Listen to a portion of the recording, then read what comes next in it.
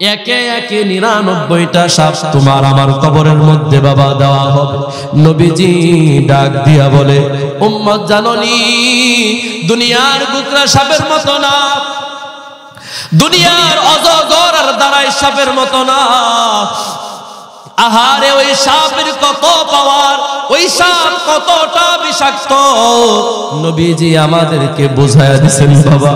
নবীজি ডাক দিয়া কয়, সবগুলো সাপের দরকার নাই, শুধুমাত্র একটা সাপ যদি একবারের জন্য বিষ নয়, শুধুমাত্র একটা বার নিঃশ্বাস ফেলতো দুনিয়ার জমিনে, নবীজি ডাক দিয়া কয়, উম্মত আল্লাহর কসম করে বলি, কিয়ামত পর্যন্ত দুনিয়ার জমিনে কোনো গাছপালা তরুলতা, কোনো ফসল ফলাদি ফল ফলাদি কোনো কিছু দুনিয়ার জমিনে উৎপাদন হতো না। এত মারাত্মক বিষধর সাপ। নবীজি ডাক দিয়ে বলেন, এরে উম্মত, ওই সাপ তোমারে যখন কবরের মধ্যে দংশন করবে, আমার দিকে তাকান, কবরের মধ্যে যখন তোমারে আমারে বাবা দংশন করবে, নবীজি ডাক দিয়া কয়, একবার দংশন করার সাথে সাথে ওই বান্দা বান্দি 70 হাত মাটির নিচে চলে যাবে। আল্লাহ তাআলা ডাক দিয়া বলবে, এরে ফেরেশতা, না না, সাইফুল ইসলাম আফসারীর আযাব শাস্তি এখনো পর্যন্ত শেষ হয় নাই, ওরে আবার কবরের জমিনে ফিরায়া আনো। ফেরেশতারা বাবা তোমারে আমারে কবরের জমিনে ফিরায়া আনবে।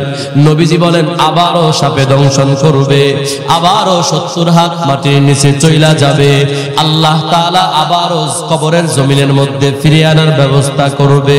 নবীজি ডাক দিয়া কয়, এরে দুনিয়ার উম্মত, কিয়ামত পর্যন্ত কাফের বেঈমান মুশরিক গুনাহগার পাপী তাপী নাফরমান যারা আছে তাদেরকে এইভাবে 99টা সাপ কবরের মধ্যে দংশন করতে থাকবে।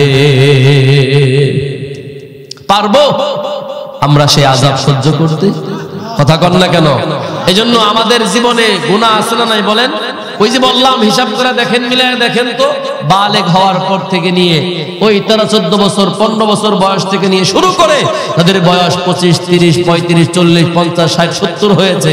আপনি আজকে বাসায় গিয়া বাবা, আমি আপনার কাছে রিকোয়েস্ট করে বলতেছি, আপনি আজকে বাসায় গিয়া মাথাটা বালিশের মধ্যে ঠেকায়া, অন্যান্য দিন তো সংসারের চিন্তা করেন, চাকরির চিন্তা করেন, বিজনেসের চিন্তা করেন, অন্তত পক্ষে আজকের রাতের কিছু অংশ হলেও আপনি একটাবার চিন্তা করেন তো জীবনে কত ওয়াক্ত নামাজ আপনি কাজা করেছেন। আমি অন্য গুনাহের কথা বাদ রাখলাম। কথা কোন ঠিক কি ঠিক না? আহারে আমাদের ভিতরে ভয় নাই, আমাদের ভিতরে ডর নাই, অথচ আল্লাহর নবীর একজন জলিলুল কদর সাহাবী হযরতে উসমান জিন্নুরাইন, নাম শুনছেন নি আপনারা? হযরতে উসমানের নাম আপনারা শুনছেন নি? ইসলামের তৃতীয় খলিফা, প্রথম খলিফা হযরতে সিদ্দিক আকবর আবু বকর সিদ্দিক রাদিয়াল্লাহু তাআলা আনহু, দ্বিতীয় খলিফা হযরতে ওমর ইবনুল খাত্তাব, 3 নম্বর খলিফা হযরতে উসমান জিন্নুরাইন। কথা কোন ঠিক কিনা? উসমান রাদিয়াল্লাহু তাআলা আনহুকে জিন্নুরাইন কেন বলা হয়? 2 নূরের অধিকারী নবীজির 2 জন কন্যা, একজন হলেন হযরতে রুকাইয়া, আরেকজন হলেন হযরতে উম্মে কুলসুম। একের পর এক ধারাবাহিকভাবে 2 জন কন্যাকে আল্লাহ তাআলা উসমানের কাছে বিবাহ দিয়েছিলেন বাবা। নবীজির এই 2 জন কন্যা ইন্তেকাল যখন হয়ে যায়, নবীজি ডাক দিয়া কয়, আমার যদি আরেকটা কন্যা থাকতো রে, আমি দুনিয়ার কারো কাছে বিয়ে দিতাম না, আমার সাহাবী হযরতে উসমানের কাছে বিয়ে দিতাম। সুবহানাল্লাহ। উসমানের ব্যাপারে একটা হাদিস বলবো, এজন্য তার একটু গুণকীর্তন করছি। উসমান রাদিয়াল্লাহু তাআলা আনহুর ব্যাপারে নবীজি হাদিসের মধ্যে বলেন, লিকুল্লি নাবিয়্যিন রাফিকুন, দুনিয়ার জমিনে যে লক্ষাধিক নবী রাসূল অতিবাহিত হয়ে গেছে, সমস্ত নবী রাসূলদের একজন রফিক, একজন বন্ধু ছিল, একজন বন্ধু ছিল, কাছের বন্ধু। নবীজি ডাক দিয়া কয়, ওয়ারফিকি ইয়ানি ফিল জান্নাতি, আর আমার জান্নাতের বন্ধু হলো হযরতে উসমান। মন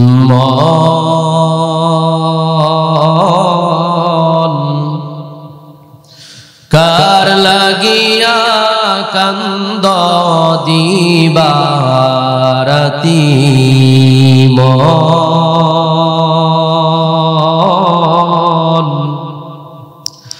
কার লাগিয়া কান্দ দিবারাতি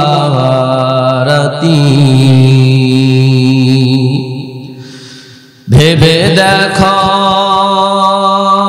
কেউ হবে না, ভেবে দেখো কেউ হবে না তোমার সঙ্গের সাথী।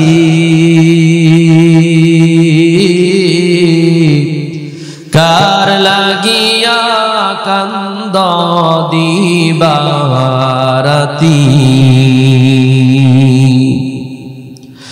আপন আপন বইলা যারে ভাবছো সারাক্ষণ,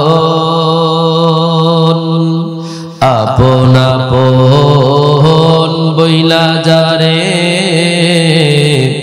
ভাবছো সারাক্ষণ, আসলে যে কেউ নয় তারা, কেউ নয় রে আপন মন।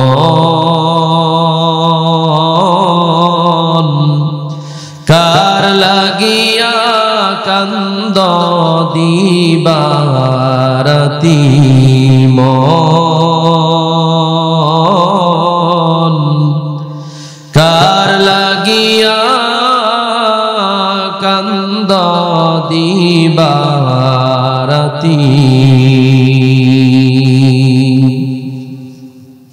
জোরে বলেন কথা ঠিক কিনা? মুসলমান ভাইরা আমার, তো নবী আলাইহিস সালাম আজ থেকে প্রায় ১৫০০ বছর আগে দুনিয়ার উম্মতদেরকে লক্ষ্য করে জানায়া দেন, এরে দুনিয়ার মানুষেরা শোনো, আমি নবীজি তোমাদেরকে একটা হাদিস শোনায়া যায়। আজ থেকে প্রায় ১৫০০ বছর আগে বিশ্বনবী রাহমাতুল লিল আলামিন বলেন, কুল্লু বানি আদম খাত্তাউন, কুল্লু বানি আদম খাত্তাউন ওয়া খায়রুল খাত্তাইন আত-তাওয়াবুন।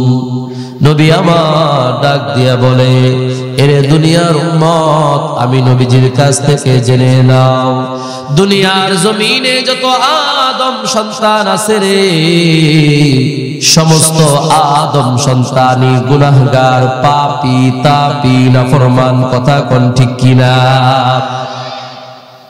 নবীজি জানায়া দেন,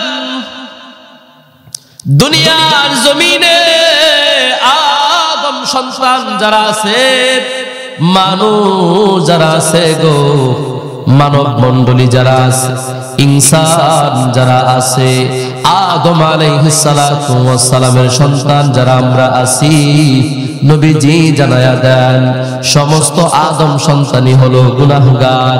সবার আমলনামায় কম আর বেশি গুনাহ আছে বাবা। পৃথিবীর মধ্যে যত বড় বড় বুজুর্গই হোক না কেন, যত বড় পীর মাশায়েখ হোক না কেন, যত বড় মুফতি মুহাদ্দিস, যত বড় বক্তা, যত বড় আলোচক হোক না কেন রে, যত বড় ইমাম হোক না কেন বাবা, যত বড় খতিব হোক না কেন, সমস্ত মানুষদের আমলনামায় কম আর বেশি গুনাহ আছে, ঠিক কিনা? ওই যে নাম শুনছেন না, আব্দুল কাদের জিলানী রাহমাতুল্লাহি আলাইহি, এরাও জীবনে গুনাহ করছে। শাহজালাল ইয়ামানি রহমাতুল্লাহি আলাইহি, শাহফরান ইয়ামানি রহমাতুল্লাহি আলাইহি সহকারে বাবা, পৃথিবীর জমিনে যত বড় বড় বুজুর্গ উলামায়ে কেরাম চলে গেছেন, এদের আমলনামায় কম আর বেশি গুনাহ আছে। কথা বলেন ঠিক কিনা? এরে মুসলমান, শুধুমাত্র নবী আলাইহিমুস সালামগণ যারা ছিলেন তাদের আমলনামায় বাবা কোনো গুনাহ ছিল না। আল্লাহ তাআলা নিজ কুদরতিতে নবী আলাইহিমুস সালামদেরকে গুনাহের কাজ থেকে হেফাজত করছেন, পাপের কাজ থেকে, অন্যায়ের কাজ থেকে হেফাজত করছেন। জোরে জোরে বলা যাবে কি সুবহানাল্লাহ। রব্বুল আলামিন দুনিয়ার জমিনে বাবা আদম আলাইহিস সালাতু ওয়াস সালাম থেকে নিয়ে শুরু করে আমাদের নবী মুহাম্মদ সাল্লাল্লাহু আলাইহি ওয়াসাল্লাম পর্যন্ত বাবা একজন দুইজন নয়, 100 200 নয়, 1000 2000 নয় বাবা, আল্লাহ তাআলা যুগে যুগে লক্ষাধিক নবী রাসূলদেরকে এই ধরা পৃষ্ঠে এই জমিনের মধ্যে পাঠাইছেন। কথা কোন ঠিক কিনা?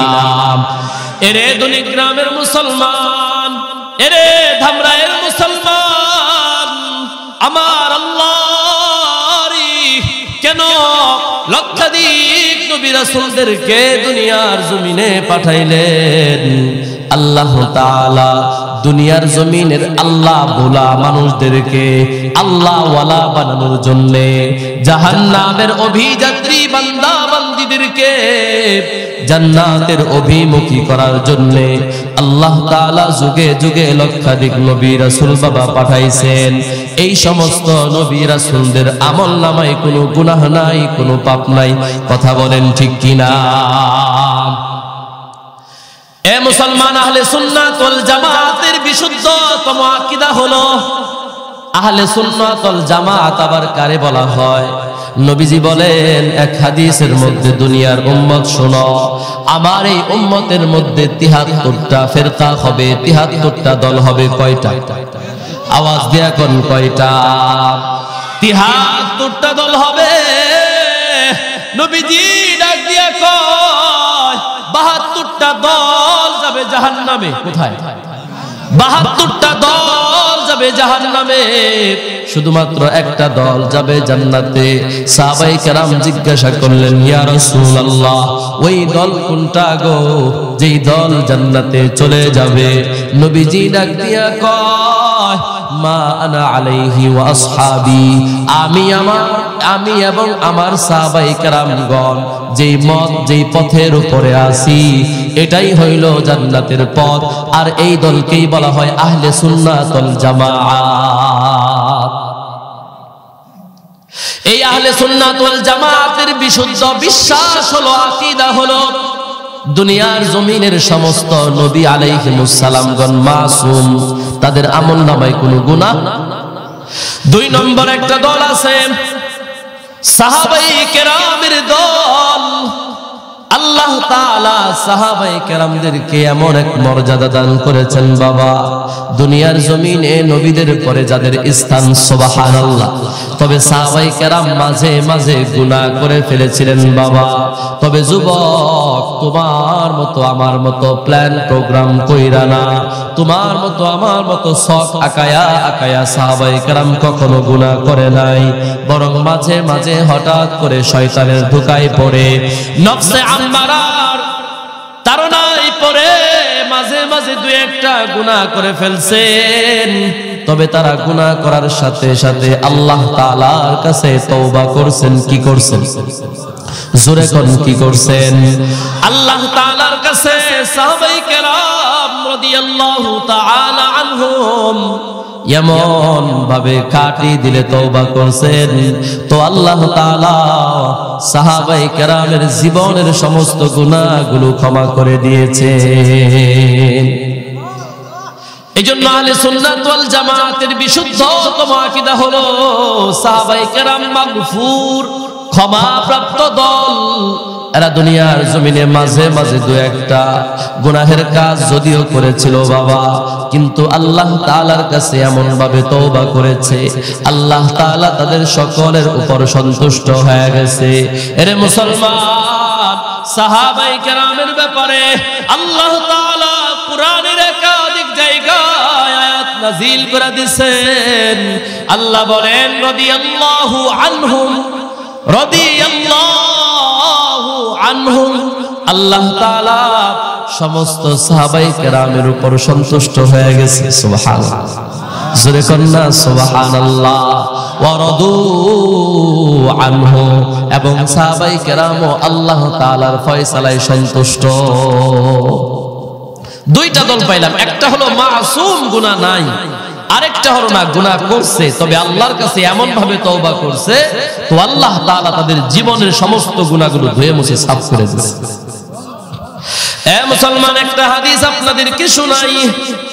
আল্লাহ নবীর একজন জলিলুল কদর সাহাবী বাবা, যার নাম হলো মাইজ ইবনে মালিক। মাইজ ইবনে মালিক, সবাই একটু নামটা বলেন। মাইজ ইবনে মালিক, বাবার নাম হলো মালিক আর তার নাম হলো মাইজ।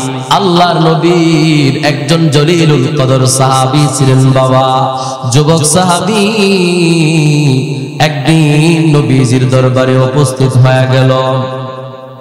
এরে তুমি গ্রামের যুবক, এরে পর্দার অন্তরে আমার কলিজা টুকরা মা বোন, দিলের কান লাগায়া হাদিসটা শুনবা মা। আল্লাহর নবীর ওই সাহাবী মাইজ ইবনে মালিক রাদিয়াল্লাহু তাআলা আনহু নবীজির দরবারে চলে আসছেন। আসার পরে সালাম দেয়, আসসালাতু ওয়াসসালামু আলাইকা ইয়া রাসূলুল্লাহ, আসসালাতু ওয়াসসালামু আলাইকা ইয়া হাবিবাল্লাহ। ওগো নবীজি, আমি মাইজ ইবনে মালিক আপনার কাছে একটা বিষয় শেয়ার করার জন্য আসছি। নবীজি ডাক দিয়া বলে, মাইজ ইবনে মালিক বলো, তুমি আমার কাছে কি বলতে চাও? তোমার মনের কথাটা আমার কাছে খুলে বলো। এবার মাইজ ইবনে মালিক বড় অনুতপ্ত, কারণ গুনাহ করছে, বড় একটা গুনাহ করছে। কি গুনাহ? বড় গুনাহ করছে, বড় গুনাহ করছে। আয়েশা ডাক দিয়া বলে, ইন্নী যালামতু নাফসি, ওগো নবীজি, আমি বড় জুলুম করে ফেলেছি, আমি আমার নফসের উপরে জুলুম করে ফেলেছি। ইন্নী কদ জানাইতু, ওগো নবীজি, আমি জিনা ব্যভিচারের মতো বড় অপকর্মে লিপ্ত হয়ে গেছি। পড়েন নাউযুবিল্লাহ, আর জোরে পড়েন না বাবা, নাউযুবিল্লাহ।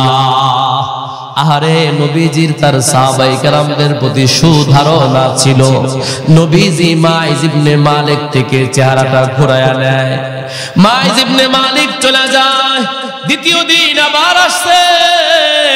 আয়েশা আবার আগের মতো সালাম দিয়া কয়, ওগো নবীজি, আমি জিনা করে ফেলেছি, আপনি আমাকে পবিত্র করার ব্যবস্থা করেন। নবীজি দ্বিতীয় দিনও তার চেহারা থেকে মুখ ঘোরায় নেয়। মাইজ ইবনে মালিক বাড়ির দিকে চলে যায় বাবা। তৃতীয় দিন আবারও একই রকম ঘটনা। নবীজি আবারও চেহারা ঘোরায় নেয়। গভীর মনোযোগ। চতুর্থ দিন যখন মাইজ ইবনে মালিক আয়েশা আগের মতো সেই ঘটনা রাসূলকে খুইলা বলে, বাবা, নবীজি এবার চিন্তা করলেন, কি ব্যাপার, আমার মাইজ ইবনে মালিক কি পাগল হয়ে গেল নাকি? সাহাবায়ে কেরামদেরকে ডাক দিয়া বলে, এরে সাহাবীদের দল, যা একটু খোঁজ খবর নিয়ে দেখো, আমার মাইজ ইবনে মালিক কি পাগল হয়ে গেছে নাকি, মাথায় সমস্যা হয়ে গেছে নাকি, মেন্টাল হয়ে গেল কিনা। সাহাবায়ে কেরাম মাইজ ইবনে মালিক রাদিয়াল্লাহু তাআলা আনহুর কাছে গেলেন বাবা। তথ্য তালাশ নেওয়ার পরে তারা সিদ্ধান্ত দিল, না ইয়া রাসূলুল্লাহ, আপনার সাহাবী মাইজ ইবনে মালিক পাগল হয়ে যায় নাই। নবীজি ডাক দিয়া বলে, এরে সাহাবীদের দল, দেখো দেখো রে, আমার মাইজ ইবনে মালিক নেশাগ্রস্ত কিনা, ও মদ পান করছে কিনা একটু চেক করে দেখো। সাহাবায়ে কেরাম রাদিয়াল্লাহু তাআলা আনহুম মাইজ ইবনে মালিকের মুখের কাছে নাক নিয়া গ্রান নেয়, শুকে বলে, না ইয়া রাসূলুল্লাহ, আপনার মাইজ ইবনে মালিক সে মদ পান করে নাই, নেশাগ্রস্ত না। নবীজি বার ডাক দিয়ে বলেন, এরে মাইজ, আসলেই কি তুমি জিনা করেছো? তুমি কি ব্যভিচার করেছো? তুমি কি আসলে সত্যিকার অর্থে কুকর্মে লিপ্ত হয়েছো? মাইজ ইবনে মালিক বড় অনুতপ্ত, অনুশোচিত, লজ্জিত, বলে, হ্যাঁ ইয়া রাসূলুল্লাহ, আমি জিনা করে ফেলেছি। এ মুসলমান, এই ঘটনা এই পর্যন্ত রাখেন। মাঝখান দিয়ে একটা মাসআলা আপনাদেরকে শোনায়া নেই। শরীয়তের মাসআলা হলো, ইসলাম ধর্মের মাসআলা, কোরআনের আইন হলো, এলাকার মধ্যে সমাজের মধ্যে কোন যুবক যুবতী অবিবাহিতা কোন যুবক যুবতী যদি জিনার কাজের মধ্যে লিপ্ত হয়ে যায়, ব্যভিচারের মধ্যে লিপ্ত হয়ে যায়, শরীয়তের বিচার হলো রে, তাদেরকে 100 করে বেত্রাঘাত করতে হবে, এদেরকে 100 করে চাবুক মারতে হবে। আর যদি কোনো বিবাহিত পুরুষ আর মহিলা জিনা ব্যভিচারে লিপ্ত হয়, পরকীয়ায় যদি লিপ্ত হয়ে যায়, বাবা শরীয়তের আইন হলো রে, এদেরকে গর্ত করে মাটির ভিতরে পুঁতে, এরপরে চতুর্দিক থেকে পাথর বর্ষণ করে রজম করে তাদেরকে দুনিয়া থেকে বিদায় করতে হবে। ওকে আর দুনিয়ার জমিনে রাখা যাবে না।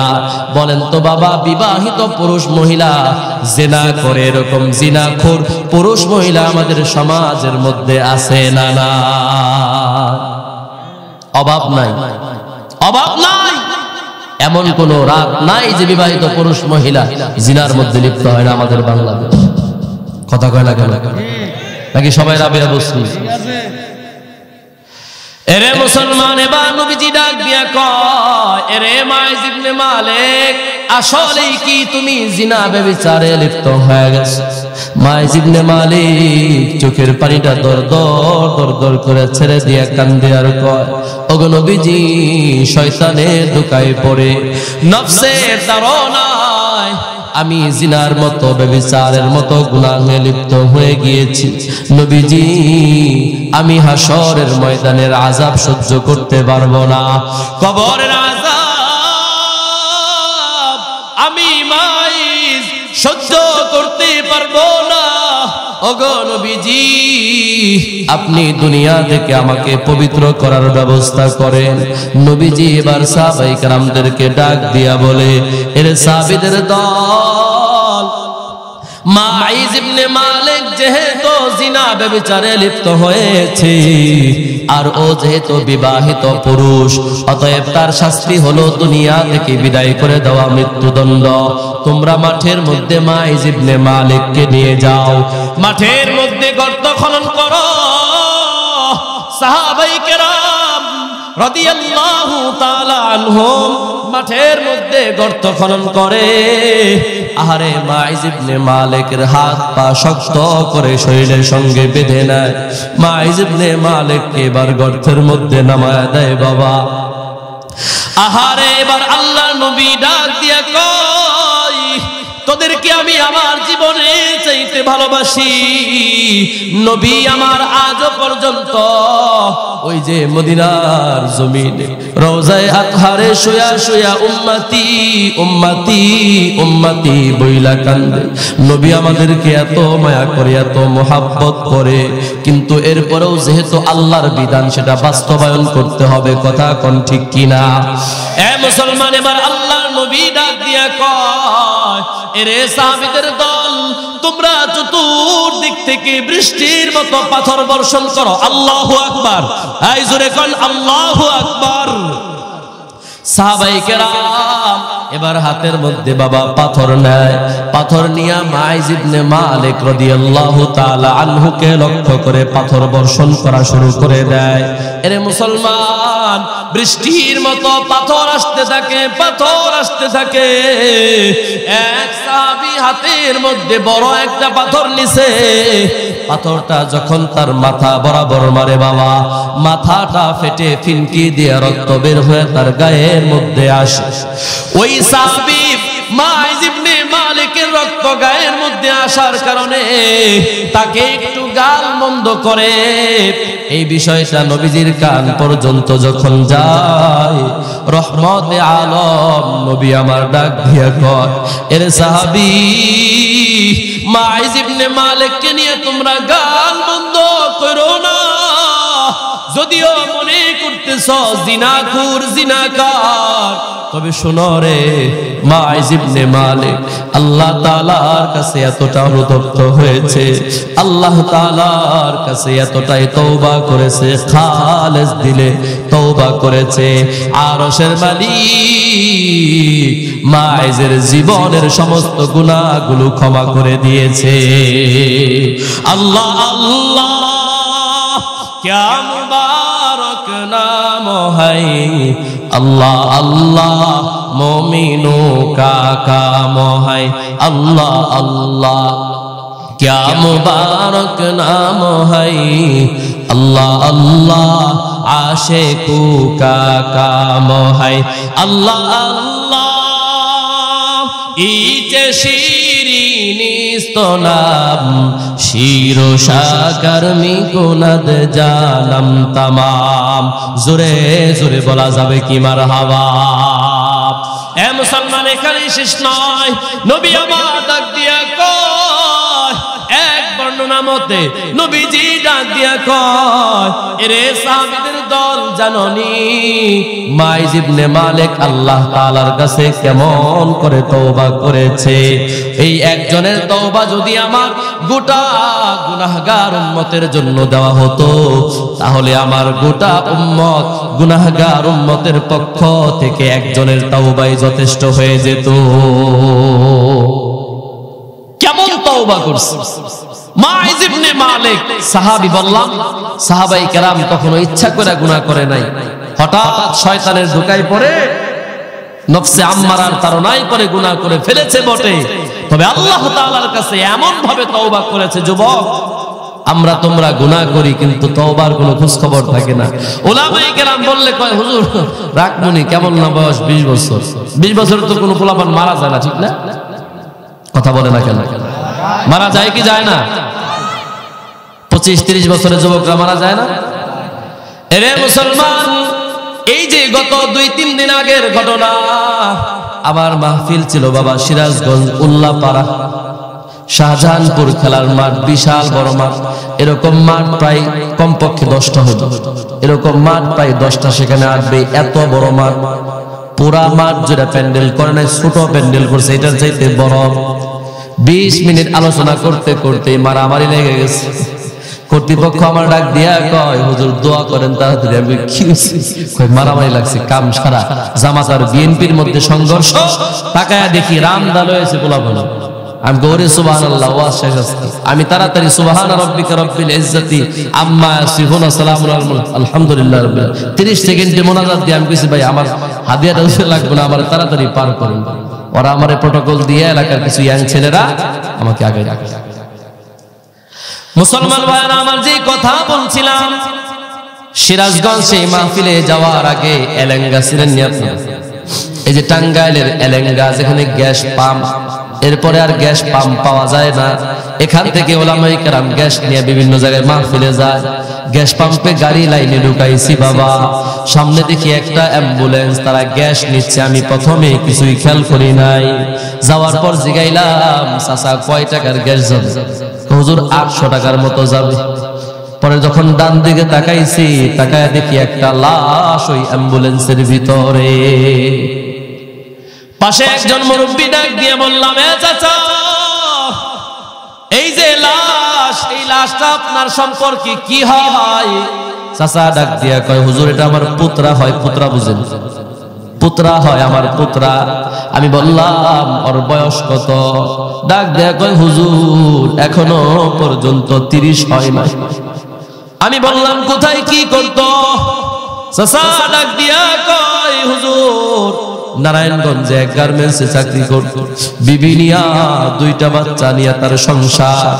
আমি বললাম, ওর সন্তানগুলা কোথায়, ওর বিবি কোথায়? বলে হুজুর ওয়াশরুমে গেছে।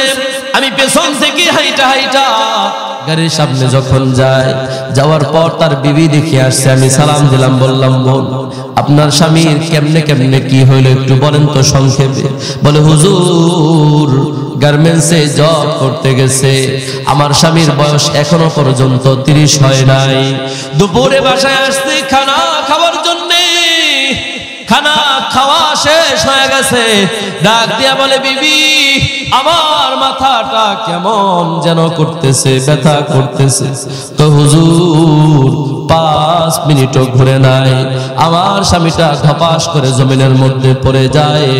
5 মিনিটের মধ্যে আমার স্বামী দুনিয়া থেকে বিদায় হয়ে গেছে। আমি হাত দেয়া দেখি আমার স্বামীর ভিতরে আর প্রাণ পাখি না। বয়স কত? 29 বছর। 30 বছর এখনো হয় না। আমি বললাম, আপনার সন্তানগুলা কোথায়? বলে, হুজুর এই যে আমার মেয়ে, 4-5 বছর বয়স। মেয়েটার দিকে তাকাইয়া নবীজির কথা মনে পড়ে গেছে। নবী আমার এতিম বাচ্চা পাইলে মাথার মধ্যে হাত বুলাইতো। কি বুলাইতো? নবীজির হাদিস মনে পড়ে গেছে। বাচ্চাগুলার মাথার মধ্যে হাত বুলাইলাম আর মুসাফির হিসেবে ওদের জন্য দোয়া দিলাম। বাবা বলেন তো, এলাকার মধ্যে যুবকদের মৃত্যু হয় কি হয় না? আওয়াজ দিয়ে বলেন, মৃত্যু হয় কি হয় না? এ যুবক, তুমি যে বলো হুজুর বিয়াটা কইরা নেই তারপরে দাড়ি রাখবো, তুমি যে বিয়া পর্যন্ত যাইতে পারবা তার কি নিশ্চয়তা আছে নাকি? মুসলমান, এই যে কয়েকদিন আগে ঢাকা মাওয়া এক্সপ্রেসওয়ে ধলেশ্বরে একটা সেতু আছে বাবা, ওই সেতুর মধ্যে একটা টোল প্লাজার ঘটনা আপনারা অনেকেই দেখছেন। সামনে ছিল একটা মাইক্রো, মাঝখানে ছিল একটা মোটরসাইকেল ওয়ালার পিছনে তার বিবি আর তার একটা সন্তান ছিল। পিছন থেকে বড় একটা বাস চালক নিয়ন্ত্রণ হারাইয়া বাবা এমন জোরে ধাক্কা মারলো গো, সাথে সাথে একই জায়গার মধ্যে 6টা তাজা প্রাণ ঝরে গেছে। এক পরিবারের 4 জন, আরেক পরিবারের 2 জন। এই যে গেল 25শে ডিসেম্বর আজারবাইজান এয়ারলাইন্সে করে 67 জন যাত্রী নিয়ে বাবা আজারবাইজান থেকে রাশিয়ার উদ্দেশ্যে বিমান রওনা হয়ে গেল। পথিমধ্যে যান্ত্রিক ত্রুটির কারণে পাইলট সাহেব সে নিয়ন্ত্রণ হারায় ফেলছে। কাজাখস্তানে যোগাযোগ করেছে এয়ারপোর্ট কর্তৃপক্ষের সাথে দ্রুত গতিতে ল্যান্ড করার জন্য বাবা, কিন্তু এয়ারপোর্ট পর্যন্ত আসতে পারে নাই। এয়ারপোর্টের প্রায় 3 কিলোমিটার দূরে খোলা একটা ময়দানের মধ্যে পাইলট সাহেব বিমানটারে আছাড় দিয়া ফালাইয়া দিল, সাথে সাথে অগ্নি সংযোগ হয়ে যায়। এরে মুসলমান, সৌদি সংবাদ সংস্থা রিপোর্ট করছে 67 জন যাত্রীর মধ্যে 42 জন যাত্রী সাথে সাথে আগুনে দগ্ধ হয়ে মারা গেছে। তার আগের কিছুদিন আগের ঘটনা 2024 সালেরই দক্ষিণ কোরিয়াতে একটা বিমান বিধ্বংস হয়েছে। 181 জন যাত্রী ছিল রে বাবা। সবাই কি বুড়া ছিল? কথা কয় না। সবাই কি বুড়া ছিল নাকি? যুবকরাও ছিল, যুবতীরাও ছিল রে, বৃদ্ধরাও ছিল, ছোট্ট ছোট্ট কুলের শিশুগুলাও ছিল। 181 জন যাত্রী নিয়ে বিমান বন্দরে ল্যান্ড করার পর নিয়ন্ত্রণ হারায় ফেলছে। সামনে দেয়ালের সঙ্গে চাপা লেগে যায়, অগ্নি সংযোগ হয়ে যাওয়ার সাথে সাথে বাবা 181 জনের মধ্য থেকে 179 জন দুনিয়া থেকে একসাথে বিদায় নিয়ে গেছে। মাত্র 2টা প্রাণ আল্লাহ তাআলা বাঁচায় রাখছে। কথা কোন ঠিক কিনা? এ যুবক, যেই কথাগুলো বুঝাতে চাই গো, তুমি আজকে নওজোয়ান চিন্তা করো, হুজুর গায়ের মধ্যে রক্ত টকবক টকবক করতেছে, হুজুর গায়ের চামড়া গুলা এখনো পর্যন্ত টাইট আছে। এ যুবক, তুই তোর দাদার দিকে তাকায় দেখ, তোর দাদার মাথার চুলগুলো একটা সময় কাঁচা ছিল, দাড়িগুলো কাঁচা ছিল, গায়ের চামড়াগুলো টান টান ছিল, দাঁতগুলো সব সচল ছিল, কানের শ্রবণ শক্তি, চোখের দৃষ্টি শক্তি একটা সময় সব কিছুই ভালো ছিল। তোর 70 বছর 80 বছর বয়সের দাদার দিকে তাকায়া দেখো যুবক, সব কিছু শেষ হয়ে যাচ্ছে। তোমারও একদিন শেষ হয়ে যাবে, আমারও শেষ হয়ে যাবে। জোরে বলেন কথা ঠিক কিনা? এই জন্য মুসলমান, আমাদেরকে জীবনে অনেক গুনাহ আমরা করি, জেনে করি না জেনে করি, বুঝে করি না বুঝে করি, গোপনে করি প্রকাশ্যে করি, করি কি করি না? মুসলমান, এই গুনাহ নিয়ে কবরে যাওয়া যাবে না। এই জন্য সেই শুরুর হাদিসের মধ্যে আবার চলে যাচ্ছি। নবীজি ডাক দিয়া বলেন, কুল্লু বানি আদম খাত্তাউন, দুনিয়ার সমস্ত মানুষেরাই গুনাহগার, ওয়া খায়রুল খাত্তাইনা আত-তাওয়াবুন, এই গুনাহগার বান্দা বান্দীদের মধ্যে আবার সবচাইতে প্রিয় বান্দা বান্দী হলো আল্লাহর কাছে ওই বান্দা বান্দী যে গুনাহ করার পর সাথে সাথে আল্লাহ তাআলার কাছে তওবা করে। কি করে? সবাই বলেন কি করে? গুনাহ করার পরে সাথে সাথে তওবা করতে হবে যার কাছে। তিনি কে? আওয়াজ দিয়ে বলেন তিনি কে? আমরা আল্লাহর কাছে তওবা করতে রাজি আছি তো? মুসলমান ভাইরা আমার, বলেন তো বাবা, গুনাহ করার পরে আল্লাহর কাছে তওবা করলে লাভ আছে না নাই? আর তওবা ছাড়া যদি আমি আর আপনি গুনাহ নিয়ে কবরের মধ্যে যাই, শাস্তি আছে না নাই? মুসলমান ভাইরা আমার, এই জন্যে নবীজি সাল্লাল্লাহু আলাইহি ওয়াসাল্লাম বাবা আজ থেকে প্রায় ১৫০০ বছর আগে হাদিস শোনায়া দেন, দুনিয়ার উম্মত নামাজ ছাইরো না, নামাজ ছাইরো না। আমি আপনাদের কাছে জানতে চাই, বলেন তো বাবা, নামাজ ছেড়ে দেওয়া সওয়াবের কাজ? রমজান মাস আসলে অনেকে কয় হুজুর গ্যাস্ট্রিকের সমস্যা, আলসারের সমস্যা, বইলা বইলা অনেকে আছে রোজা রাখে। রোজা তরক করা সওয়াবের কাজ না গুনাহের কাজ? সমাজের মধ্যে আল্লাহ তাআলা যাদেরকে ধন সম্পদ দিয়েছে, টাকা পয়সা দিয়েছে, এদের উপরে যাকাত দেওয়া ফরজ, যাকাত দেওয়া ওয়াজিব, হজ পালন করা ওয়াজিব ফরজ। বলেন তো বাবা, যাকাত না দেওয়া, হজ পালন না করা গুনাহের কাজ নাকি সওয়াবের কাজ? গুনাহের কাজ মুসলমান। আল্লাহ নবী, বিশ্ব নবী রাহমাতুল লিল আলামিন বলেন, দুনিয়ার উম্মত বেনামাজি, বেনামাজি, নামাজ যারা পড়ে না, এলাকার যুবক নামাজ পড়ো না, এরে মা এরে বোন নামাজ পড়ো না, অথচ বেনামাজি সম্পর্কে রাসূল আমার জানায়া দেন, এরে গুনাহগার উম্মত, বেনামাজি অবস্থায় তুমি যদি কবরের মধ্যে যাও, আহারে নবীজি বলেন, কবরের দুই পাশের মাটি এমন জোরে চাপ মারবে, পাঁজরের হাড্ডিগুলো টাস টাস করে ভেঙে একটা আরেকটার মধ্যে এইভাবে ঢুকে যাবে। বাবা রে মুসলমান, গুনাহ নিয়ে কবরে যাস না। এ যুবক, তোর পাটা বাড়ায়া দে, আমি তোর পায়ের মধ্যে হাত রাইখা বলবো, এরে বৃদ্ধ বাবা, বয়স হয়ে গেছে, আজকে বাসায় যায়া আপনি আপনার মাথাটা বালিশের মধ্যে ঠেকাইয়া একটাবার চিন্তা করে দেখবেন বাবা, বালেগ হওয়ার পর থেকে নিয়ে আজ পর্যন্ত বয়স হয়ে গেছে ৬০-৭০, কত ওয়াক্ত নামাজ আপনি জীবনে কাজা করেছেন বাবা? এই গুনাহ নিয়ে কবরে গেলে আপনি কেমনে থাকবেন অন্ধকার কবরের মধ্যে? আহারে নবী আমার এক হাদিসের মধ্যে জানায়া দেন, কবর দৈনিক তোমারে আমারে ৫ বার ডাকে। কয়বার? আওয়াজ দিয়া কও যুবক, কয়বার?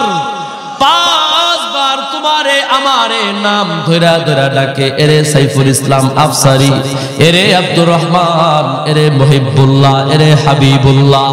আমি কবর কেমন জানোনি? কবর নিজে ডাক দিয়া বলে, আনা বাইতুজ জুলমা, আমি হইলাম অন্ধকার আচ্ছন্নতার ঘর। আমার ভিতরে কোনো আলো নাই, কোনো বাতি নাই, কোনো লাইট নাই, অন্ধকার এক গহীন কবর আমি। আনা বাইতুত তুরাব, আমি হইলাম মাটির ঘর। দুনিয়ার জমিনে তুমি দামি দামি লক্ষ লক্ষ টাকা খরচ কইরা সেগুন কাঠ দিয়া তুমি দামি দামি কাঠ বানাইয়া খাটের মধ্যে শুইছো। এরে বান্দা, না না, আমার ভিতরে কোনো খাট নাই, কোনো পালং নাই, কোনো তোষক নাই, ল্যাপ নাই, কম্বল নাই, কোনো কিছু নাই। আনা বাইতুত তুরাব, আমি হইলাম মাটির ঘর। আনা বাইতুদ দুদ, আমি হইলাম পোকা মাকড়ের ঘর। আমার ভিতরে সাপ আছে, বিচ্ছু আছে, বিষাক্ত প্রাণী আছে, সুতরাং আমার ভিতরে আসার পূর্বে চিন্তা ভাবনা কইরা আসবা, গুনাহ নিয়ে খবরদার আমার ভিতরে কিন্তু আইসো না। খবরদার, আনা বাইতুল ওয়াহদা, আমি হইলাম একাকিত্বের ঘর। এরে যুবক, দুনিয়ার জমিনে তুমি তোমার বন্ধু ছাড়া কোথাও যাও না। বলো বন্ধু যাইবানি? বলে না। তাহলে আমিও যাবো না। যাইবানি? বলে হ্যাঁ যাবো। তাহলে চলো আমিও তোমার সঙ্গে যাব। আহারে কবর ডাক দিয়া বলে আনা বাইতুল ওয়াহদা, দুনিয়ার জমিনে তোমার বাপ মা দাদা দাদি নানা নানি শ্বশুর শাশুড়ি আত্মীয় স্বজন বন্ধু বান্ধব নেতা নেত্রী কেউ তোমার কবরে যাবে না। একা একা তোমাকে কবরের মধ্যে থাকতে হবে। কথা বলেন ঠিক কিনা? এরে মুসলমান, কবরের আযাব তুমিও পারবা না সহ্য করতে, আমিও পারবো না বাবা সহ্য করতে। নবী আমার ডাক দিয়া বলে, এরে দুনিয়ার উম্মত, গুনাহগার বান্দা বান্দিরে যখন কবরের মধ্যে রাখা হবে বাবা, দুইজন ফেরেশতা আল্লাহ তাআলা কবরের মধ্যে পাঠায়া দিবে। ওই দুইজন ফেরেশতা আসার পর তোমারে আমারে কবরের মধ্যে উঠায়া বসাবে। একে একে তিনটা সওয়াল করবে। মার রাব্বুকা ওয়া মা দীনুকা ওয়া মান হাদার রাজুল আল্লাযী বুইসা ফীকুম। তিনটা সওয়াল বলো, তোমার রব কে? তোমার রব কে? 2 নম্বর ওয়া মা দীনুকা, তোমার ধর্ম কি? 3 নম্বর কবরের মধ্যে ফেরেশতারা একজন লোকের দিকে ইশারা করে বলবে ওয়া মান হাদার রাজুল, ওই যে একজন লোক দেখা যায়, বলো বলো এর পরিচয় কি? গুনাহগার বান্দা জবাব দিতে পারবে না। ওই গুনাহগার বান্দা সেই দিন বলবে হা হা লা আদরি, আমি জানি না আমার রব কে, আমি জানি না আমার দিন ধর্ম কি। ওই যে লোকের কথা বলছো আমি জানি না, হা হা লা আদরি। আসমান থেকে আওয়াজ আসবে, আরে ফেরেশতারা আর দেরি করার সময় নাই, আমার এই বান্দার কবরের মধ্যে জাহান্নামের আগুন দিয়া তৈরি একটা বিছানা বিছায়া দাও। জোরে পড়েন নাউযুবিল্লাহ। আল্লাহ তাআলা ডাক দিয়া বলবে, এরে ফেরেশতা, জাহান্নামের তৈরি একটা পোশাক আমার বান্দার গায়ের মধ্যে জড়ায়া দাও। এ মুসলমান, আল্লাহ তাআলা ডাক দিয়া বলবেন ওয়াফতাহু লাহু বাবান ইলান নার, জাহান্নাম পর্যন্ত একটা দরজা উন্মোচন করে দাও, যাতে করে এই বান্দা কবরে শুয়া শুয়া কিয়ামত পর্যন্ত শাস্তি ভোগ করতে পারে। জোরে জোরে পড়া যাবে কি নাউযুবিল্লাহ। এরে মুসলমান বাবা, এখানেই শেষ নয়। নবী আমার আজ থেকে প্রায় ১৫০০ বছর আগে জানায়া দেন, দুনিয়ার গুনাহগার উম্মত, গুনাহগার উম্মত, গুনাহগার উম্মত শোনো, গুনাহগার বান্দা বান্দিরে যখন কবরের মধ্যে নামানো হবে, একটা দুইটা নয়, 10-20টা নয় বাবা, একে একে 20 দর বিষাক্ত মারাত্মক 20 দর 99টা সাপ। আর এক হাদিসে আসছে 70টা সাপ। নবীজি সাল্লাল্লাহু আলাইহি ওয়াসাল্লাম দুনিয়ার জমিন থেকে 10 জন সাহাবীরে এক বৈঠকে জান্নাতের সুসংবাদ দিছে। কয়জন রে? সবাই একটু আওয়াজ দিয়ে বলেন না, কয়জন রে? হ্যাঁ যুবক, মোবাইল টিপাটিপি করো না, মেসেঞ্জার চালায়ও না, গেমস খেলো না। এখনকার যুবক অনেকে আছে ওয়াজ শুনে বৈশা বৈশা পাবজি কয়, মার ডান দিকে মার, তুই মার, তুই মার, আছে না নাই? খাইছে সমাজটা একেবারে শেষ করে। কথা কোন ঠিক কিনা? ওয়াজের মঞ্চে বসে মেসেঞ্জারে চ্যাট করে গার্লফ্রেন্ডের সাথে, ঘুমাইস না। প্রধান বক্তা একটু পরে মোনাজাত দেব, পোটলাটা নিয়ে বাড়িতে যাই ল্যাপের নিচে রেখে ধরে SMS দিব। আছে না নাই? কোন না আপনাদের এলাকার তো সবাই শাহজালাল আলী আমার, ঠিক না? নাকি এরকম কিছু আছে? নাই? ঠিক কিনা বলেন? খবরদার খবরদার, এই কাজ করো না, বাদ দাও বাদ দাও। নিজের বললো কে সেট করে। এখন তো সমাজ এত নষ্ট হয়েছে, বউ পাশে থাকে এরপরও আরেক বেটির লগে পরকিয়া করে, বউ ঘুমায় গেলে তারপরে সেট করে, মেসেজ করে। আছে না নাই? জামাই ঘুমায় গেছে, বউ বাস চলতেছে ওরা ধরা। জামাই প্রবাসে, মাস শেষ হলে 50, 40, 30, 20 টাকা পাঠায়, আর বউ মসমসে টাকা ভাঙে আর পরকিয়া করে। এরকম তো মহিলা আপনাদের সমাজে একজন নেই, কি কর আছে না নাই? আছে। বাঁচেন, তাড়াতাড়ি গুনাহ থেকে বাঁচেন। আহা, নবীজি ডাক দিয়া কয়, আমি আমার 10 জন সাহাবীরে দুনিয়ার জমিন থেকে জান্নাতের সুসংবাদ দিয়ে দিলাম। নবীজি ডাক দিয়া কয়, আবু বকর ফিল জান্নাহ। সুবহানাল্লাহ। আবু বকর জান্নাতে যাবে, ওমর ইবনুল খাত্তাব ফিল জান্নাহ, ওমর ইবনুল খাত্তাব ও জান্নাতের মেহমান। নবীজি ডাক দিয়া কয়, ওসমান জিন্নুরাইন ফিল জান্নাহ, ওসমান ও জান্নাতের অধিকারী। সুবহানাল্লাহ। আলী ফিল জান্নাহ, আব্দুর রহমান বিন আউফ ফিল জান্নাহ। এইভাবে আল্লাহর নবী 10 জন সাহাবীর ব্যাপারে সুসংবাদ দিয়ে দিয়েছেন। বাবা, এদের মধ্যে অন্যতম একজন সাহাবী হলেন হযরত ওসমান। আহারে, দুনিয়ার জমিন থেকে জান্নাতের সুসংবাদ পাওয়ার পরেও তাদের দিলের ভিতরে কবরের কি পরিমাণে ভয় ছিল বাবা। চলেন আমি আপনাদেরকে হাদিস থেকে শোনাই। হযরত ওসমান রাদিয়াল্লাহু তাআলা আনহু যখনই বাবা রাস্তা দিয়া পথ চলতেন, ওসমান রাদিয়াল্লাহু তাআলা আনহুর চোখে যখনই কোনো কবর পড়তো, ওসমান রাদিয়াল্লাহু তাআলা আনহু এক কদম সামনের দিকে বাড়তেন না বাবা, ওই জায়গাতে থমকে দাঁড়ায়া যাইতেন। একদিনের ঘটনা, হযরত ওসমান রাদিয়াল্লাহু তাআলা আনহুর সঙ্গে তার সফর সঙ্গীরাও ছিল। ওসমান রাদিয়াল্লাহু তাআলা আনহু কবর দেখলেন। কবর দেখার পর তিনি অঝরে কান্না আরম্ভ কইরা দিলেন বাবা।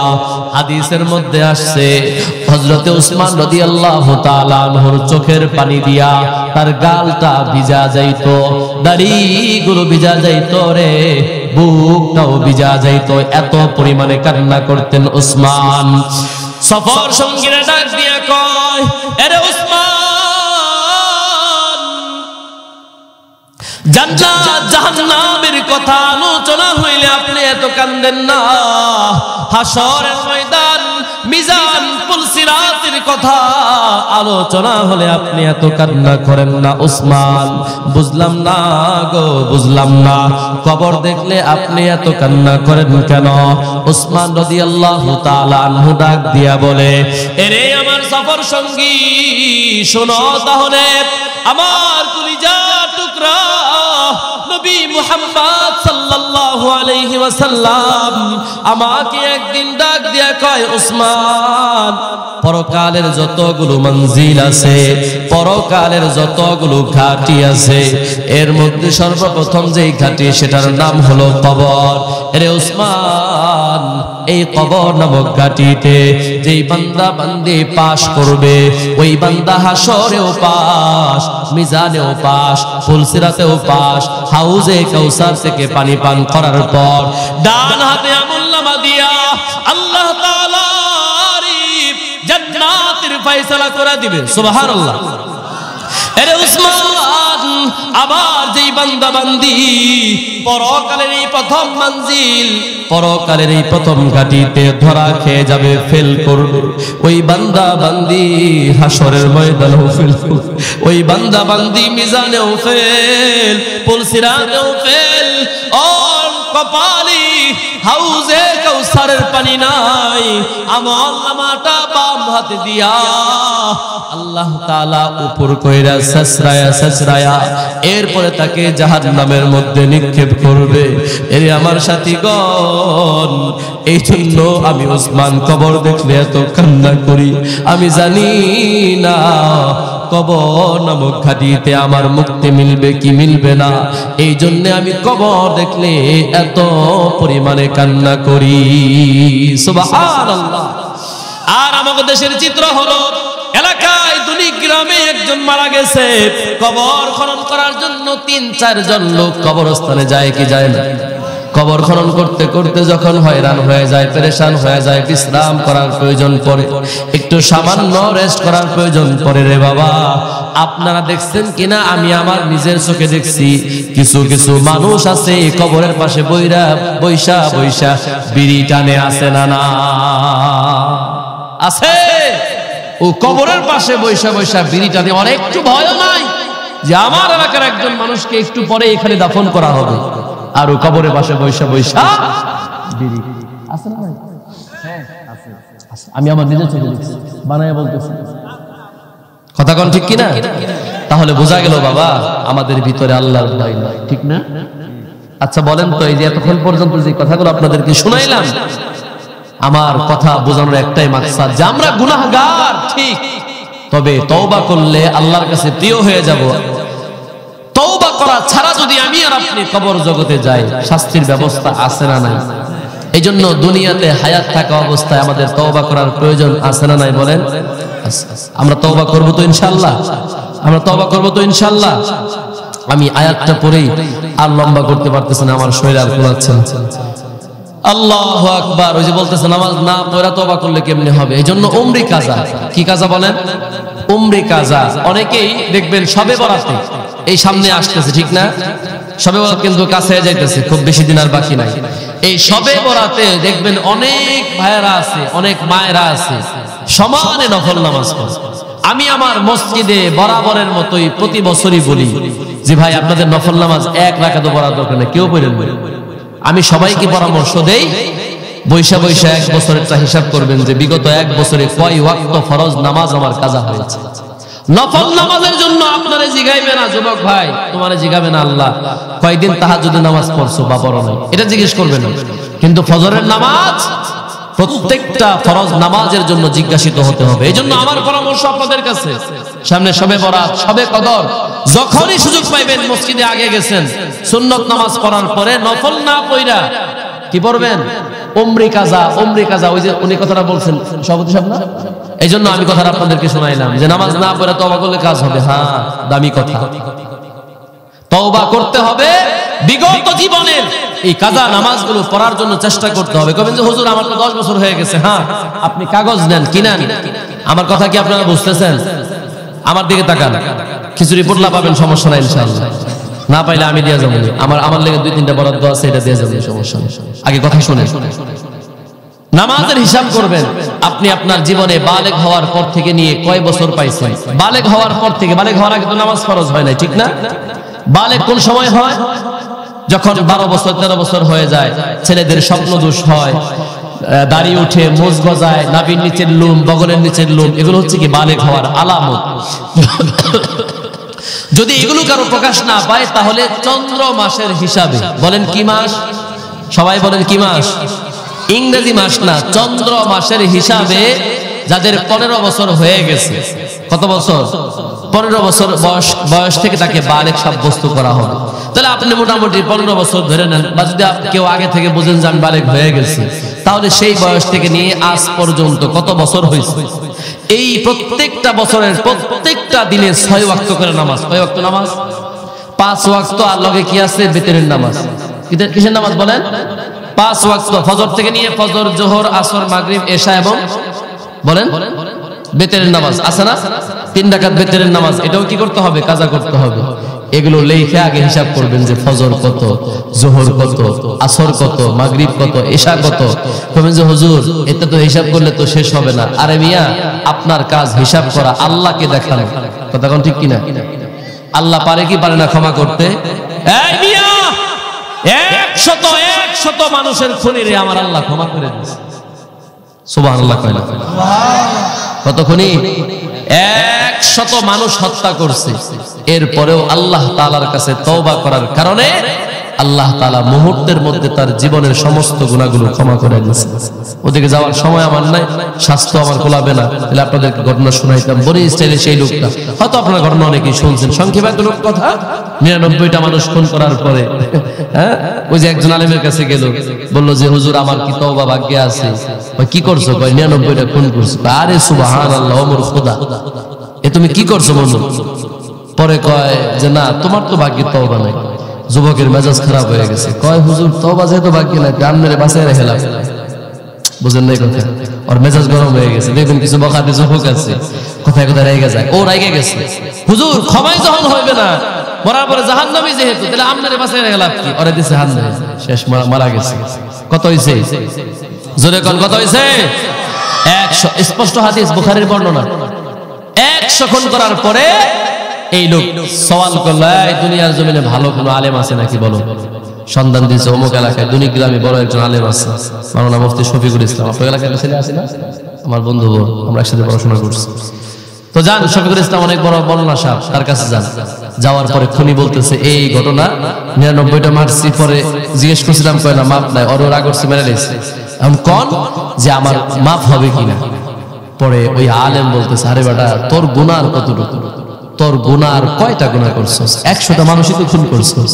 তোর এই গুনাহের চাইতে আমার আল্লাহর দয়ার পরিমাণ আরো কোটি কোটি কোটি কোটি কোটি গুণে বড়। সুবহানাল্লাহ ওয়া বিহামদিহি। হয়ে যাও, তুমি দুনিগ্রামের মানুষ, এলাকার মানুষজন কিছু ভালো না, তারা গুনাহের কাজের সাথে থাকে, তুমি এলাকা ছাইরা আশপাশে এলাকা মনে করেন কাঠালিয়া বা কাউলিপাড়ায় কিছু ভালো মানুষ আছে, তুমি সেখানে চলে যাও।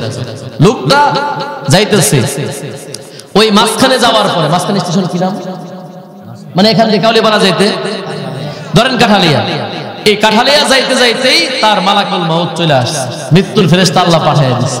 আসার পরে জান কবজ করা হয়ে গেছে। এবার হাদিসের মধ্যে আসছে যখন মানুষের জান কবজ করা হয়, আপনারা কি শুনতেছেন আমার কথা? সবাই শুনতেছেন? কারা কারা শোনেন না দিয়ে তো হাত তুলেন। ওই যে উনি বলে আমার কথা শোনে না বলে। আচ্ছা, পরে মনে করেন কাঠালিয়া গেছে, কই গেছে? দুনিগ্রামে ওই এলাকা, ওই ছেলেটার বাড়ি। আমি দৃষ্টান্ত দেওয়ার জন্য বোঝাইতেছি, এটা বনি ইসরাইলের ঘটনা।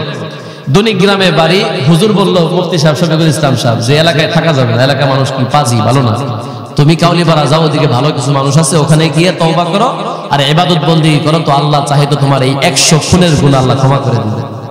লোকটা যাইতেছে, কাঠালিয়া যাওয়ার পরে মৃত্যু চলে আসছে, মালাকুল মউত হাজির হয়ে গেছে। হাদিসের মধ্যে আসছে মানুষ, আপনি আমি যখন মারা যাব না তখন ফেরেশতা আসবে, যদি আমি ভালো হয়ে থাকি, ভালো আমলদার হয়ে থাকি, রহমতের ফেরেশতা আসবে, আত্মা নিয়ে প্যাকেট করে সুগন্ধি মাখায়া জান্নাতে নিয়ে যাবে। আর আপনি আমি যদি বদকার অবস্থায়, গুনাহরত অবস্থায় আমাদের মৃত্যু হয়, তাহলে আযাবের ফেরেশতা আসবে, আয়েশা এটারে সিরা কাপড় দিয়ে পেঁচাইয়া এটারে একেবারে জাহান্নামের অতল গহ্বরের মধ্যে নিক্ষেপ করবে। দুই দল ফেরেশতা আসছে ওর মৃত্যুর বেলায়। আয়েশা জগা লাগাই দিয়েছে মারামারি। ইখতাসামাত মালাইকাতুর রাহমাতি ওয়া মালাইকাতুল আযাব। আযাবের ফেরেশতা রহমতের ফেরেশতা আয়েশা ঘুষাঘুষি শুরু করে দিয়েছে, ও কয় আমারে দেন বস, ও কয় আমাদের দেন। আল্লাহ তাআলা উপর থেকে নাটক দেখতেছে। আদমের সুরতে, মানুষের সুরতে আল্লাহ তাআলা একজন ফেরেশতা পাঠিয়ে দিয়েছে, যা কয় তোরে সালিশ বানায় দিলাম, বিচারক, যা বিচার করবি। কি বিচার?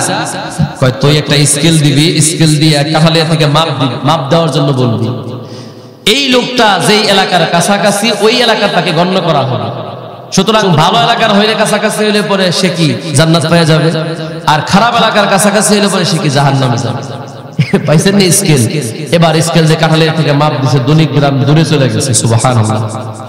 আর কাঠালিয়া থেকে কাউলিপাড়া কি একদম কাছে। এবং এক বর্ণনায় আসছে, বাবা মজার ব্যাপার হলো, আশ্চর্যের ব্যাপার, এত বড় একজন গুনাহগার ওই কাউলিপাড়া পর্যন্ত যাইতেও পারে নাই, শুধু নিয়ত করছে তওবার। মিয়া আল্লাহ কেমন কবুল করছে। এক বর্ণনায় আসছে মূলত সে দুনিগ্রামের কাছাকাছি ছিল। কোন গ্রামের? দুনিগ্রামের কাছাকাছি ছিল, সে কাউলিপাড়ার কাছাকাছি যায় নাই। কিন্তু ওই ফেরেশতা যখন মাপ দেয়, আল্লাহ তাআলা জমিনকে বলে, এই জমিন তুই সংকুচিত হয়ে যা। সুবহানাল্লাহ। এই জমিন তুই সংকুচিত হয়ে যা, এদিকে লম্বা হয়ে যা, ওদিকে খাটো হয়ে যা। তো মাপ দিয়ে দেখে যে সে কাউলিপাড়ার কাছাকাছি চলে গেছে। রহমতের ফেরেশতা তার আত্মাটা সুগন্ধি দিয়ে পেঁচাইয়া সুন্দর মখমলের কাপড়ের মধ্যে নিয়ে একেবারে ইল্লিয়িনে জান্নাত পর্যন্ত পৌঁছায় গেছে। এই মিয়া, আমার আল্লাহ পারে কি পারে না? আওয়াজ দিয়ে এখন আমার আল্লাহ পারে কি পারে না? এজন্য আমরা গুনাহ করার পরে, মা বোন যারা শুনছেন, মা বোনদের জন্য বলছি, গুনাহ করার পরে আমরা সাথে সাথে তওবা করব। শর্টকাটে বলে দিচ্ছি আমার আয়াতের সার খুলাসা, ইয়া আইয়ুহাল্লাযীনা আমানু, হে ঈমানদাররা, তুবু ইলাল্লাহ, আল্লাহর কাছে তওবা করো। কেমন তওবা করবা? তাওবাতান নাসুহা, একেবারে খাঁটি দিলে তওবা, তাওবায়ে নাসুহা। মুফাসসিরিনে কেরাম তাফসীরের কিতাবের মধ্যে লেখছে, চারটা শর্ত পাওয়া গেলে ওই বান্দা বান্দির তাওবায়ে নাসুহা হাসিল হবে। একটু আওয়াজ দিয়ে বলেন তো বাবা, কয়টা শর্ত? এক নম্বর, ভালো করে শুনবেন, এতক্ষণ ওয়াজ যাই শুনছেন, মনে রাখতে পারেন আর না পারেন কোনো আফসোস নাই, কিন্তু এই চারটা কথা বলবো, এটা আজীবন মনে রাখবেন, মরার আগ পর্যন্ত। পারবেন ইনশাআল্লাহ? এক নম্বর যেই গুনাহ আমি করছি সেই গুনাহটা সাথে সাথে ছেড়ে দেওয়া, না এই গুনাহ আর করা যাবে না। দুই নম্বর, এই গুনাহের উপরে আমি লজ্জিত হব। কি হব? ধরেন আপনাদের এই এলাকার আমাদের এই ধামরার এমপি সাহেব, ওনাকে খুব ভালোবাসে, মহব্বত করে সভাপতি সাহেব। তো এমপি সাহেব বলল, তুমি কিন্তু অমুক কাজটা করো না, খবরদার। কিন্তু উনি এই কাজটা করে ফেলছে। আচ্ছা বলেন, এবার ওনার বিচার হবে। কি হবে? বিচার হবে। এলাকার মধ্যে মজমা বসা হয়েছে, বৈঠক বসা হয়েছে, মিটিং বসা হয়েছে, এলাকার গণ্যমান্য ব্যক্তিবর্গ যারা আছে সবাইকে নিয়ে আসছে। ওনাকে ডাকো। ওনাকে যখন ডাকা হয়েছে, বলেন তো এই লোকটা কি বুক টান টান করে দাঁড়াবে নাকি মাথার নিচে করে দাঁড়াবে? কেন? সে অপরাধী। সে কি? অপরাধী। সে লজ্জিত, তার লজ্জিত হতে হবে। দুই নম্বর, আল্লাহ আপনি বলছিলেন করার জন্য, করি নাই। আপনি না করতে বলছিলেন, করে ফেলছি। আল্লাহ আমি আপনার সামনে লজ্জিত। দুই নম্বর পাইছেন? এক নম্বর গুনাহটা ছেড়ে দেওয়া, দুই নম্বর আল্লাহর সামনে লজ্জিত হওয়া, তিন নম্বর আল্লাহ যতদিন বেঁচে থাকবে পাক্কা ইরাদা করা এই গুনাহ অন্তত পক্ষে আর করব। যদিও আপনার জীবনে আবারও সেই গুনাহ হয়ে যেতে পারে। যুবক, তুমি একবার তওবা করছো, আল্লাহ আমি এই গার্লফ্রেন্ড আর রাখবো না, ঠিক আছে না? জীবনে কোনোদিন এরকম অবৈধ সম্পর্কে জড়াবো না, এরপরেও তুমি হয়তো জড়ায় যেতে পারো। কিন্তু তওবায়ে নাসুহা হাসিল হওয়ার জন্য এই তিন নম্বর কাজ তোমাকে করতে হবে। চার নম্বর খুব গুরুত্বপূর্ণ, বান্দার হক। কার হক? বান্দার হক। খুব সেনসিটিভ জায়গা। কোটি কোটি মানুষ হাসরের ময়দানে ধরা খেয়ে যাবে, আমি আপনি ধরা খেয়ে যাব বান্দার হকের ক্ষেত্রে। আমি জানি না আপনাদের এখানে কোনো জালেম, এরকম কোন জালেম ভাই আছেন কিনা, যারা যারা বাবারে ফুসলায়া পাম্পট্টি দিয়া এরপরে দলিলের মধ্যে সিগনেচার নিয়া নিজের আপন বড় ভাইকে অথবা ছোট ভাইকে ঠকাইছেন, অথবা বোনদেরকে ঠকাইছেন, ভাগিনা ভাগিনীদেরকে ঠকাইছেন, ভাতিজা ভাই মারা গেছে, এতিম ভাতিজা ভাতিজিদের ঠকাইছেন। আল্লাহর কসম করে বলি, আল্লাহর কসম করে বলতেছি, আপনার কপালে কিন্তু জান্নাত নাই, আপনার কপালে জান্নাত নাই, আল্লাহর কসম করে বলতেছি। অতএব বান্দার হক নষ্ট করেন না। যারা করছেন ক্ষমা চান। বান্দা যতদিন পর্যন্ত ক্ষমা না করবে আপনার এই তওবা আল্লাহর কাছে গ্রান্টেড হবে। আওয়াজ দেবেন হবে। এজন্য যারা এই সমস্ত বান্দার হক নষ্ট করছেন, ওই যে আমি আসার সময় কে যেন বলছে, কয় মাঝে মাঝে জায়গায় সুপারি পাই একটা, হাত দিয়ে ধরছে, তো আমি কইলাম মালিকের কাছে পৌঁছায় দিল, উনি সাথে সাথে ফালাইয়া দিচ্ছে। কি করছে? ফালাইয়া দিচ্ছে, ভিতরে ভয় ঢুকছে। খবরদার যুবক ভাই, অন্যের গাছের কোনো খাবার পায়রা খায়ও না, খায়ও না। মানুষের গাছের আম, জাম, কাঁঠাল, লিচু, লেবু আছে না, বিভিন্ন ফল ফল যাওয়ার সময় পায়রা লয়ে যায়, খাইতে খাইতে হাইটা যায়। খবরদার, খবরদার, আল্লাহর কসম করে বলতেছি, খুব ঝামেলা হয়ে যাবে। তাহলে এই চারটা শর্ত, এক নম্বর যে গুনাহ করেছি ছেড়ে দেওয়া, দুই নম্বর নিজের গুনাহের উপর লজ্জিত হওয়া, তিন নম্বর এই গুনাহ আর জীবনে কোনোদিন করব না এই ব্যাপারে পাক্কা ইরাদা করা, চার নম্বর বান্দার হক নষ্ট করে থাকলে সেই হক আদায় করে দেওয়া। আল্লাহ বলেন, বান্দা এইভাবে তোর তাওবায়ে নাসুহা করতে দেরি, আমি আল্লাহ ওয়াদা দিলাম, আসা রাব্বুকুম আইয়ুকাফিরা আনকুম সাইয়্যাতিকুম, তোর জীবনের সমস্ত গুনাহ আমি আল্লাহ ধুয়া মুছা সাফ করে দেব। পারা যাবে ইনশাআল্লাহ? তওবা করা যাবে খালি দিলে ইনশাআল্লাহ? আল্লাহ তুমি আমাদের সকল ভাই বোনদেরকে খাঁটি তওবা করে, তওবায়ে নাসুহা করে এরপরে কবর জগতে যাওয়ার তৌফিক দান করো। চিল্লায়ে পড়েন আমিন। ওয়া আখিরু দাওয়ানা আলহামদুলিল্লাহি রাব্বিল আলামিন।